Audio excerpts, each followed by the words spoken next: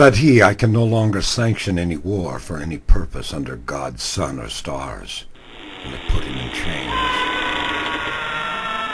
Said he, I can no longer sanction any war for any purpose under God's sun or stars. They showed him the scaffold. Said he, I can no longer sanction any war for any purpose under God's sun or stars. And they laid his head on the block. Said he, I can no longer sanction any war for any purpose under God's sun or stars. And the axe fell. Whereupon the multitude fell silent, thinking, well, it could be right.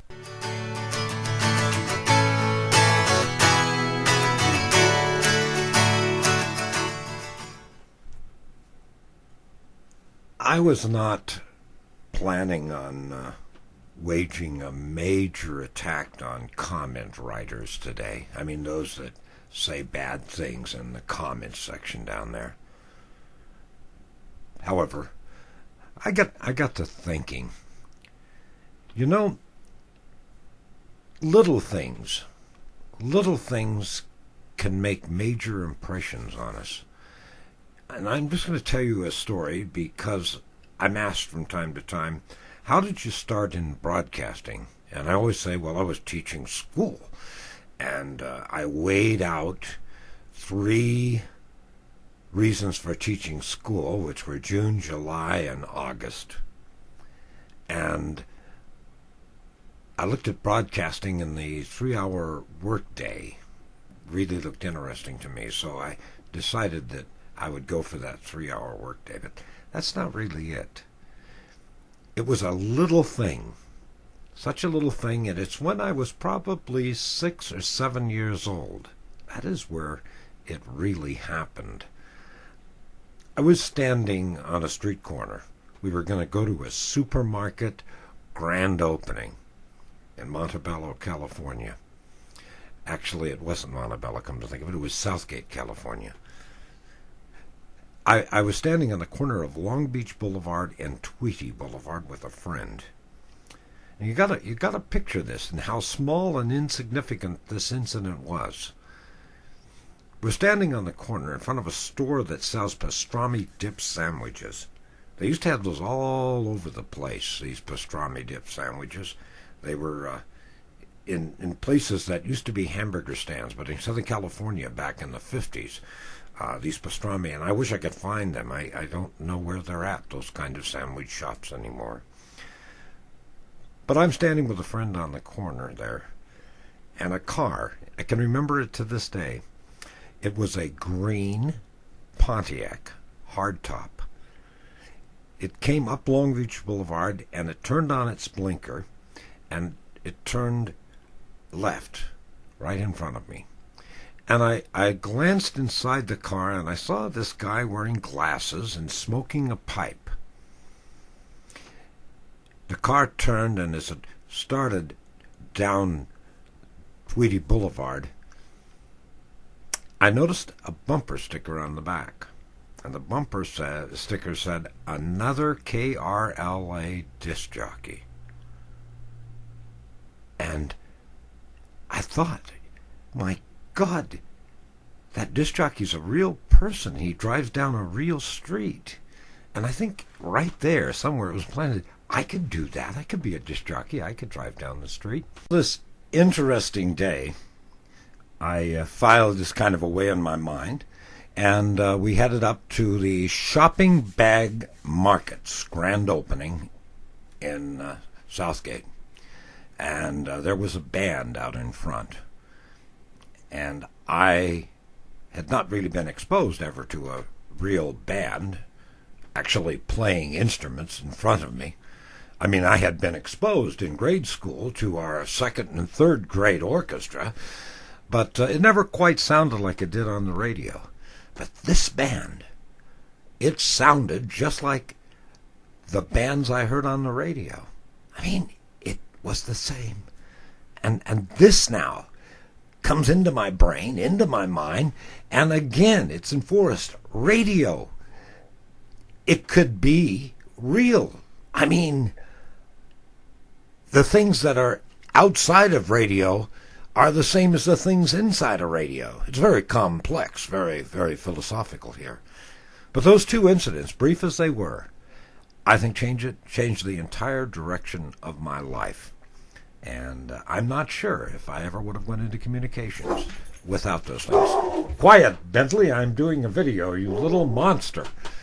No doubt some salesman here, or a politician. I'm very important, you know. The politicians come to my door and ask me for my support. And I tell them, I'm sorry, I can't be a Democrat, I can't be a Republican. Go away.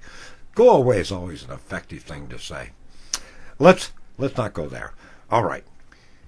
Anyway, you know, little things can change the direction of a person's entire life. Have you ever thought about that? I'm wondering if any of you have had little things like that have changed the direction and the course of your entire life as you get older and you look back on these things. I was listening the other day to Rush Limbaugh.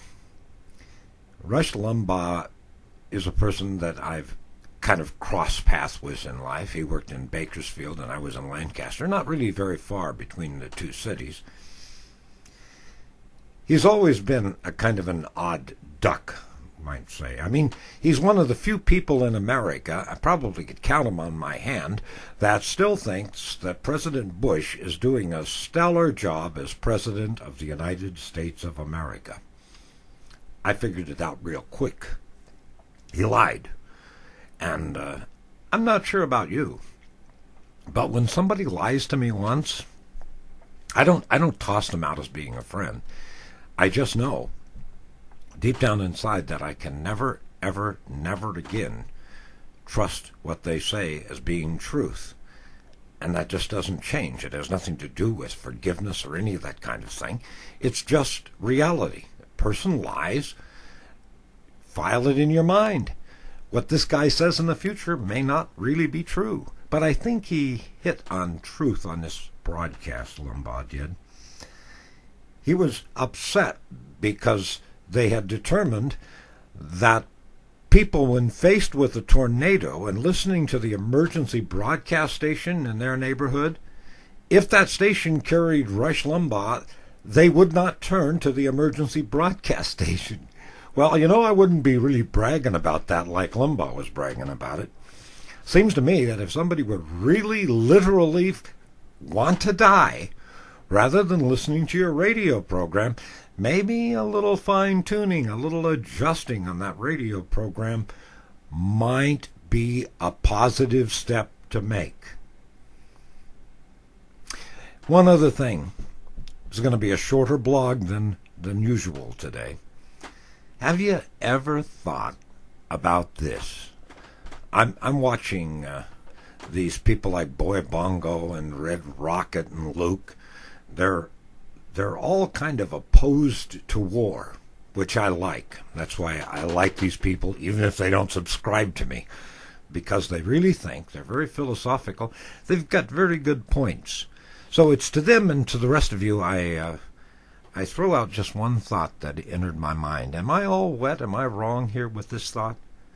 Have you ever noticed that the United States of America has not won a war since we dropped that nuclear bomb on Hiroshima?